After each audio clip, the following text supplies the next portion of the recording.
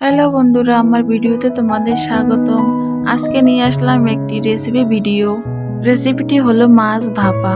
তো মাছ ভাপার জন্য আমাদের যে যে উপকরণ লাগবে তা হলো পেঁয়াজ বাটা, আদা বাটা, রসুন বাটা, জিরা বাটা, ধনিয়া বাটা, লঙ্কার গুঁড়া, দারচিনি বাটা, হলুদ এবং লবণ আর তেল আর কিছু গোটা জিরা, তেজপাতা দিয়ে ভালো করে মশলা মাখিয়ে নেবেন। তারপর মাছটা দিয়ে ভালো করে মাখিয়ে কিছু সময় রেস্টে রেখে দেবেন।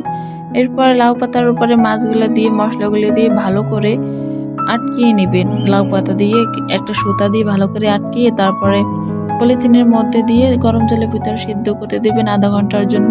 30 মিনিট পরে নামিয়ে নেবেন।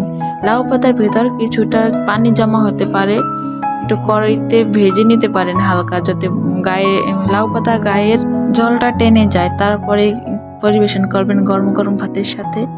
এত মজা, না খাইলে বুঝবেন না। তো অবশ্যই ট্রাই করবেন, ঠিক আছে।